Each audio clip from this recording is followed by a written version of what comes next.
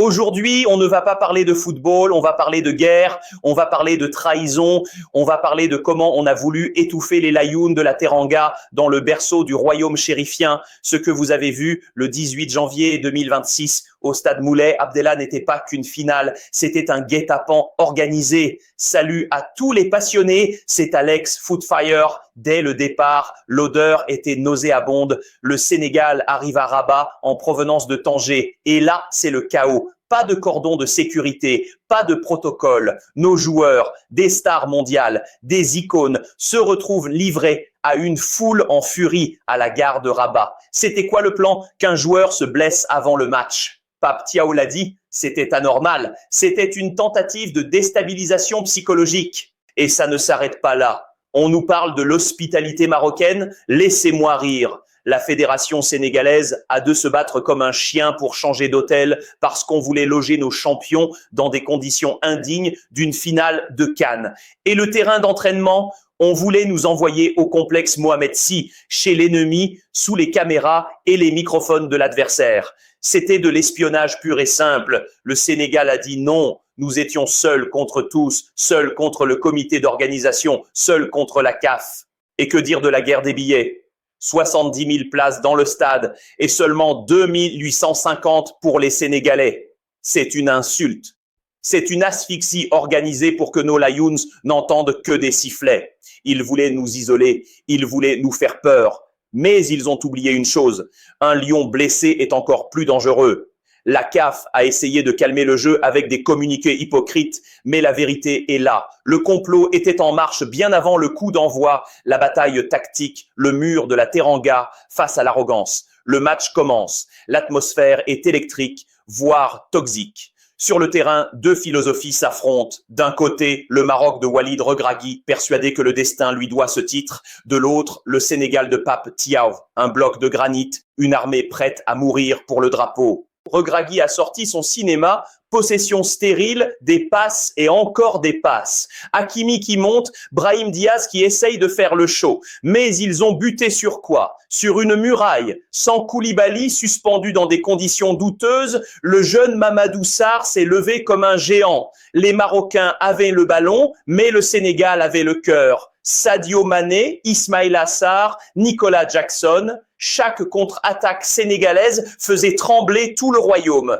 Les statistiques ne mentent pas. Le Maroc avait la possession, mais les occasions nettes étaient pour nous. Et quand ils arrivaient à passer, ils tombaient sur un Edouard Mendy en mode divinité. De l'autre côté, Bounou faisait ce qu'il pouvait pour retarder l'échéance. C'était une guerre d'usure. Le milieu de terrain était un champ de mines. Idrissa Gueye et Pape Gueye ont mangé les Marocains physiquement. Chaque duel était un message envoyé à la tribune. Vous pouvez nous siffler, vous pouvez nous insulter, mais vous ne passerez pas. Le plan du Maroc était de nous fatiguer, mais ils se sont fatigués eux-mêmes contre notre discipline. 0-0 à la 90e minute. Et là, le football a basculé dans la mafia, l'apocalypse de Rabat, le braquage échoué du VAR, mesdames et messieurs, attachez vos ceintures. Ce qu'il s'est passé dans le temps additionnel est le plus grand scandale de l'histoire de la CAN. 92e minute, Ismaïla Sarr marque de la tête. Le but est propre, il est pur, il est magnifique. Et que fait Jean-Jacques Ndala? Il annule le but pour une faute imaginaire. Une poussette que personne n'a vue, même pas les caméras. C'était le début du braquage. Mais le pire arrive à la 98e minute. Brahim Diaz rentre dans la surface, il sent le souffle d'El Hadji Malik Diouf et il s'écroule comme s'il avait été touché par la foudre. Penalty, un penalty donné, offert, emballé avec un ruban rouge pour le pays hôte. Le VAR appelle l'arbitre. On se dit, c'est bon, la justice va gagner. Mais non, sous la pression d'un stade en feu, Ndala pointe le point de pénalty. C'était trop. C'était l'injustice de trop. C'est là que l'histoire s'écrit.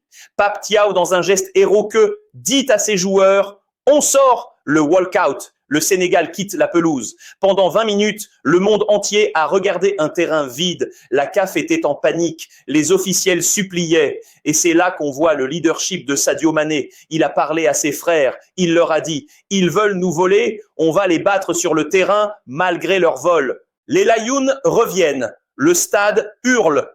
Brahim Diaz se présente face à Edouard Mendy. Il veut faire l'intéressant. Il tente une panenka.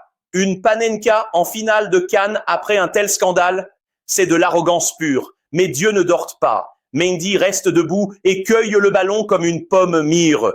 L'humiliation est totale pour le Maroc. À cet instant précis, le match était fini dans les têtes. Le destin avait choisi son camp. Le sacre des braves et la honte des organisateurs. La prolongation débute et le Maroc est un cadavre qui marche. Ils sont anéantis par leur propre arrogance. 94e minute, le moment de grâce. Pape Gueye récupère le ballon. Il ne réfléchit pas. Il déclenche une frappe monstrueuse. Le ballon nettoie la lucarne de Bounou. 1-0 pour le Sénégal. Le silence qui a suivi dans le stade de Rabat était la plus belle musique du monde. Le Sénégal a tenu, comme des guerriers, comme des soldats de la patrie. Même quand le créateur de contenu, eShow Speed, a débarqué sur la pelouse déguisé en mascotte. Oui, vous avez bien entendu. La sécurité était tellement minable qu'un YouTuber américain a pu s'infiltrer sur le terrain en pleine finale. Ça prouve tout le laxisme et l'amateurisme de cette organisation qui ne pensait qu'à éliminer le Sénégal par tous les moyens. Le coup de sifflet final retentit. Le Sénégal est champion d'Afrique. 2e étoile. Une victoire acquise dans le sang, la sueur et le mépris. Brahim Diaz sort en pleurs, regragui et désolé, mais la vérité est là. On ne gagne pas une CAN avec des influenceurs et des pénaltys cadeaux. On la gagne avec des tripes. Alors voilà le bilan, une CAF décrédibilisée, un arbitrage qui doit rendre des comptes et un Sénégal qui trône au sommet de l'Afrique, seul contre tous. Ils ont essayé de nous casser à la gare, à l'hôtel, dans les tribunes et avec le VAR. Mais au final, c'est le drapeau vert, jaune, rouge qui flotte sur Rabat. N'oubliez pas, le lion ne meurt jamais, il dort seulement. Et aujourd'hui, il a réveillé toute l'Afrique. C'était Alex Footfire. Partagez cette vidéo avant qu'elle ne soit censurée par ceux qui veulent cacher la vérité. La force est avec nous. Les dossiers noirs de l'hôtel et la stratégie de l'épuisement. Révélation exclusive. Vous pensez que l'histoire de l'hôtel était juste une question de confort? Dérompez-vous. Alex Footfire a fouillé les rapports et ce que j'ai trouvé va vous faire halluciner. On parle d'une opération de sabotage physique. Le premier établissement attribué au Layoun de la Teranga n'était pas seulement indigne, il était équipé pour empêcher le sommeil, des travaux de voirie improvisés juste sous les fenêtres des joueurs à 3 heures du matin, une alarme incendie qui se déclenche par erreur à 2 reprises. La veille du match, c'était une guerre psychologique pour que nos joueurs arrivent sur la pelouse avec des cernes jusqu'aux genoux. Ils voulaient casser le rythme biologique de Sadio Mané et de ses coéquipiers. Et parlons de la nourriture. Certains membres du staff sénégalais ont de surveiller les cuisines 24h/24. Pourquoi? Parce que la peur de l'intoxication alimentaire était réelle. Quand vous êtes seul contre tous, vous ne pouvez même pas faire confiance à une bouteille d'eau. Le Sénégal a de faire venir ses propres chefs et sa propre eau minérale pour éviter le piège. Vous vous rendez compte de la pression. Vous vous rendez compte de ce qu'ils ont de enduré avant même de toucher le ballon. C'est ça, la réalité d'une CAN organisée dans le domaine de l'ennemi. Le Maroc a utilisé tous les leviers du soft power pour transformer ce tournoi en une cérémonie à sa propre gloire. Mais ils ont oublié que le football se joue avec des tripes, pas avec des complots de couloir. Chaque obstacle mis sur la route des Layounes n'a fait que renforcer leur armure. Quand Pape Thiaw a vu ses joueurs fatigués au petit matin, il ne leur a pas dit de se reposer, il leur a dit « ils ont peur de vous ». Ils sont obligés de vous empêcher de dormir parce qu'ils savent qu'éveillés, vous les mangerez. C'est ça, l'esprit de la Teranga, l'arbitrage de Jean-Jacques Ndala. Dans les secrets du VAR, parlons maintenant de l'homme au sifflet, Jean-Jacques Ndala Ongambo, un arbitre expérimenté, oui. Mais dans cette finale, il a semblé être un homme sous influence. Avez-vous vu son visage quand il est allé voir l'écran du VAR à la 98e minute? Il ne regardait pas des images, il regardait son destin. Selon nos sources au sein de la CAF, la pression dans les tribunes officielles était insoutenable. Les présidents de fédération, les ministres, les dignitaires, tous attendaient une seule chose, que le Maroc soit sacré.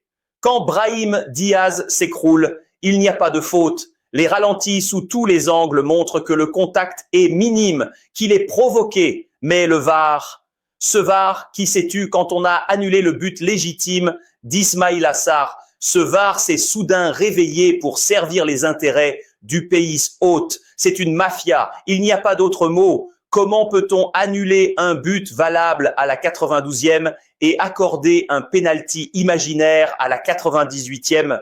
C'est ce qu'on appelle l'arbitrage maison dans ce qu'il a de plus crasseux. Ndala a hésité. Il savait que sa décision allait mettre le feu aux poudres, mais il avait plus peur de la réaction du public marocain et des instances que de la vérité sportive. Le Sénégal a eu raison de quitter le terrain. Ce walkout est un acte de résistance historique. Ce n'était pas un caprice de mauvais perdants, c'était un cri de révolte contre un système corrompu. Pendant ces 20 minutes d'interruption dans le tunnel, il s'est dit des choses incroyables. Des officiels de la CAF ont menacé le Sénégal de bannissement à vie, mais les Lions n'ont pas scié. Ils ont exigé le respect. Et si Sadio Mané les a fait revenir, c'était pour donner une leçon au monde entier. Il leur a dit, même avec leur arbitre, même avec leur tricherie, on va les finir. Et ils l'ont fait. La panenka du déjeuneur, l'effondrement d'une icône, Brahim Diaz, le petit prince du Real Madrid, celui qui devait être le sauveur, le héros national. Il avait tout entre les mains, la balle de match, le titre, la gloire. Tout le Maroc était prêt à exploser. Et qu'a-t-il fait? Il a choisi la vanité, il a choisi l'arrogance. Tenter une panenka en finale de la CAN dans un contexte aussi explosif après 20 minutes d'interruption, c'est un manque de respect total pour l'adversaire et pour ses propres coéquipiers. C'est le symbole d'une équipe qui se croyait au-dessus des lois du jeu. Il pensait qu'Edouard Mendy allait se coucher comme un simple spectateur.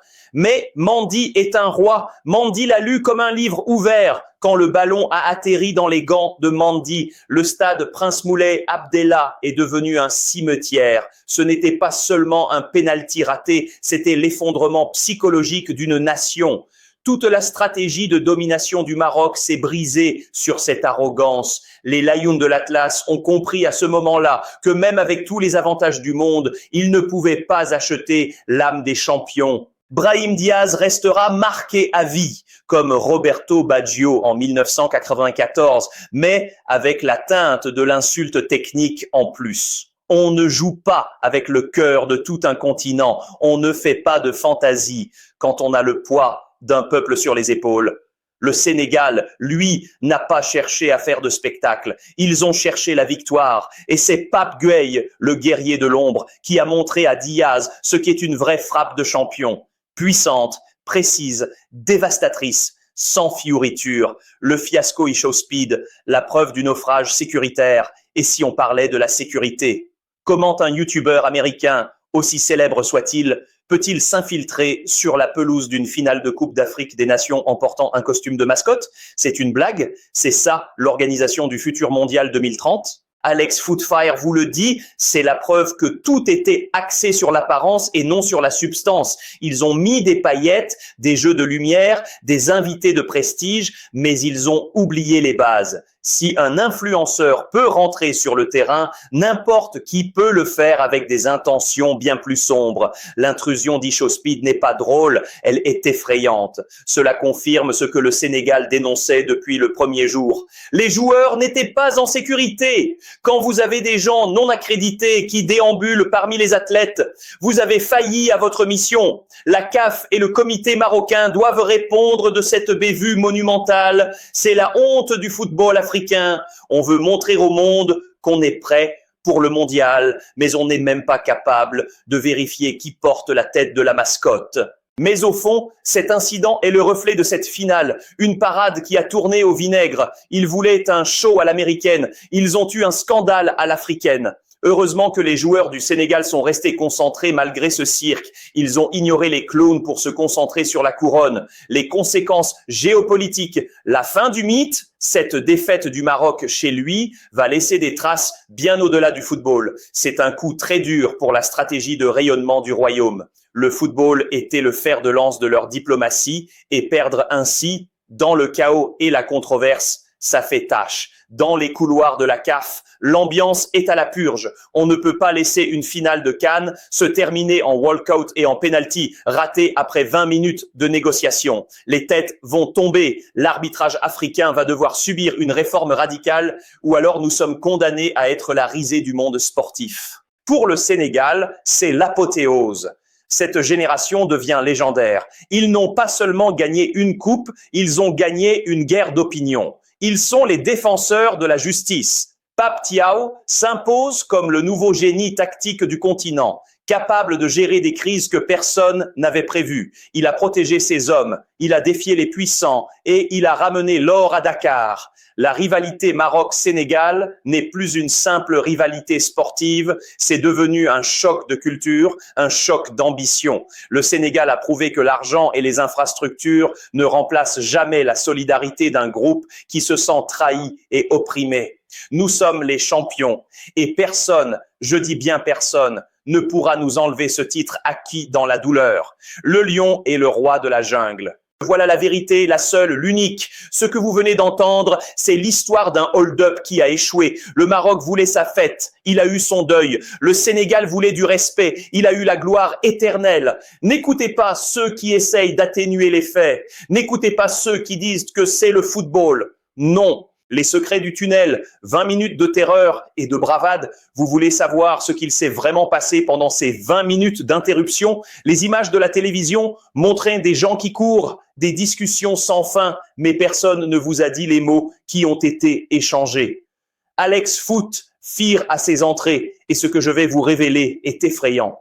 Dans le tunnel du stade Moulay Abdellah, c'était une zone de guerre. Des officiels de la CAF, costumes, cravates et visages décomposés, ont littéralement menacé Pape Thiaw de prison sportive.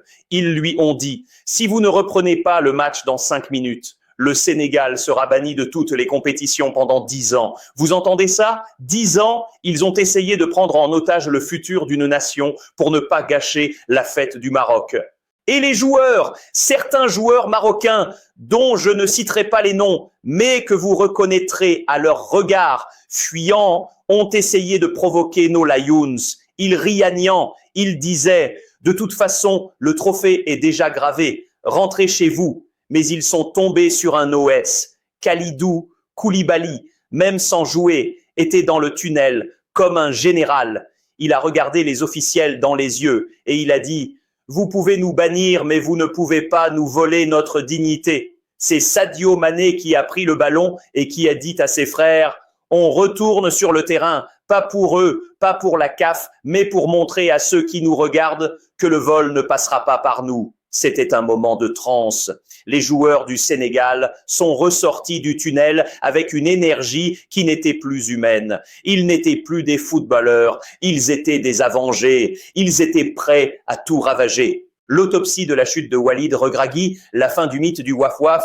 Parlons du coach marocain Walid Regragui, celui qui était le roi du monde après le mondial 2022. Qu'est-ce qui lui est arrivé? L'arrogance, mes amis, l'arrogance du système. Il s'est cru intellectuellement supérieur à Pape Thiaw.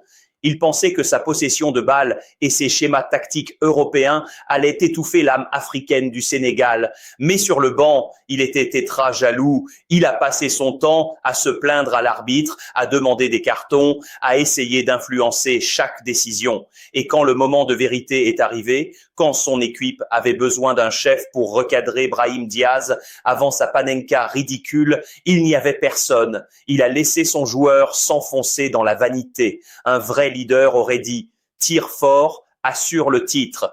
Mais Regragui était déjà en train de préparer son discours de victoire dans sa tête. C'est la fin d'une ère. Le Maroc va devoir comprendre que le football ne se gagne pas dans les académies de luxe ou dans les bureaux de la CAF. Il se gagne dans la boue, dans la souffrance, dans le respect de l'adversaire. Regragui a méprisé le Sénégal et le Sénégal l'a renvoyé à ses études. Ce soir-là, à Rabat, le waf-waf s'est transformé en un petit cri déchirant. La tactique sans cœur n'est rien. L'affaire des sifflets. Quand le public devient le complice du déshonneur, il faut qu'on en parle. L'attitude du public dans le stade, 70 000 personnes, des sifflets pendant l'hymne national du Sénégal. C'est ça, la fraternité africaine, c'est ça. L'accueil du royaume, siffler l'hymne d'un pays frère, c'est la preuve que ce match n'était pas sportif, il était politique. Ils ont cru qu'en faisant un bruit d'enfer, ils allaient faire trembler les jambes de nos jeunes joueurs. Mais ils ont oublié que nos Lions jouent dans les plus grands stades du monde. Ils ont oublié que chaque sifflet était comme un coup de fouet qui nous donnait encore plus de force. Quand Pape Gueye a marqué son but, il a mis son doigt sur la bouche pour dire « Maintenant, taisez-vous » et le silence qui a suivi était plus bruyant que tous leurs sifflets. Ce public a été éduqué dans l'idée que le titre leur appartenait déjà. On leur a vendu une camp sur un plateau d'argent. Alors, quand ils ont vu que le Sénégal ne se laissait pas faire, ils sont devenus agressifs. Ils ont jeté des projectiles. C'était lamentable. C'est une tache indélébile sur l'organisation du Maroc. Vous voulez le Mondial 2030? Commencez par apprendre le fair play et le respect des hymnes. La résurrection de Pape Thiaw, le coach du peuple face aux élites. Qui croyait en Pape Thiaw? Personne. Les experts du dimanche disaient qu'il n'avait pas l'expérience, qu'il était juste un intérimaire de luxe. Mais aujourd'hui, il est au sommet du continent. Il a donné une leçon de management et de courage à toute l'Afrique. Il n'a pas cherché à copier Guardiola ou Klopp. Il a joué avec les valeurs du Sénégal, la solidarité, le souffle et l'amour du maillot. Son geste de faire sortir les joueurs n'était pas une faiblesse, c'était son coup de maître. Il a cassé le rythme du Maroc, il a mis la CAF face à ses responsabilités et il a protégé le mental de ces hommes.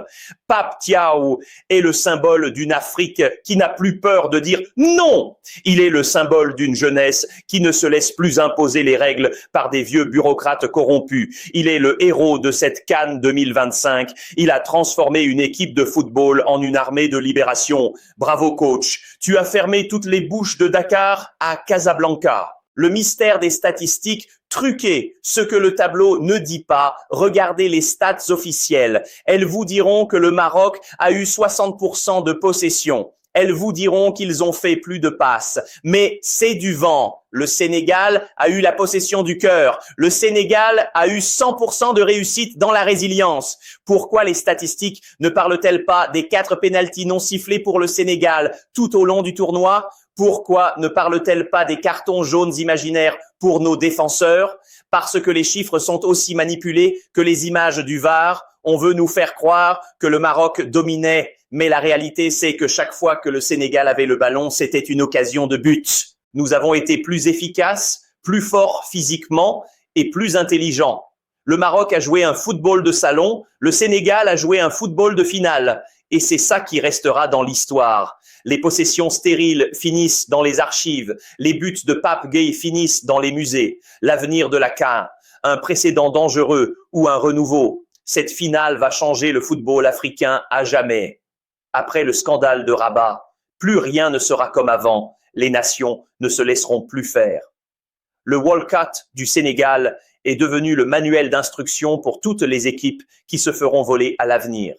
La CAF est dos au mur. Si elle ne sanctionne pas l'arbitrage et si elle ne revoit pas ses protocoles de sécurité, la Coupe d'Afrique va perdre toute crédibilité. On ne peut pas laisser une compétition aussi prestigieuse devenir un jeu de casino où la maison gagne toujours. Le Sénégal a brisé la banque et ça, les dirigeants ne le pardonneront jamais. Mais pour nous, les supporters, pour nous qui aimons le vrai football, c'est une victoire de l'espoir. Ça prouve que même contre le système, même contre l'argent, même contre la mafia, on peut gagner si on reste unis. Le Sénégal est le phare de l'Afrique. L'heure des comptes, le retour des Lions à Dakar. Imaginez le retour, imaginez l'accueil à l'aéroport Blaise Diagne. Ce ne sont pas des joueurs qui rentrent, ce sont des dieux. Toute une nation qui se lève pour dire merci. Merci d'avoir tenu bon, merci d'avoir rendu la justice. Pendant que Rabat pleure ses illusions perdues, Dakar brûle de joie. Cette deuxième étoile a un goût bien plus sucré que la première, parce qu'elle a été arrachée des griffes de l'adversaire dans son propre antre. C'est un exploit qui sera raconté aux enfants pendant des générations. Le jour où 11 Layoun ont défié un royaume et un système entier. Alors voilà, la boucle est bouclée. Alex Foot, FIR vous a tout dit. La guerre des hôtels, le sabotage de la gare, le scandale du VAR, la panenka du déjeuneur et l'intrusion ridicule d'Ishaou Speed. Tout ça pour finir sur un sacre sénégalais. C'est ça le football que nous aimons. Un football de vérité, un football de passion. Ne laissez personne vous raconter une autre histoire. Vous avez le script, vous avez les preuves, vous avez la force. Abonnez-vous à Alex Footfire. Partagez cette vidéo dans tous les groupes WhatsApp, sur Facebook, sur X. Ils veulent nous étouffer. On va faire plus de bruit qu'un stade en furie. On est les champions. On est le Sénégal. On est seul contre tous et on les a eux. Merci à tous. Restez connectés car le prochain dossier sera encore plus lourd. On va parler des contrats cachés de la CAF et des dessous de table pour le mondial. Vous n'êtes pas prêts. Feu sur les tricheurs. Gloire aux Lions. C'était Alex Footfire. Ciao.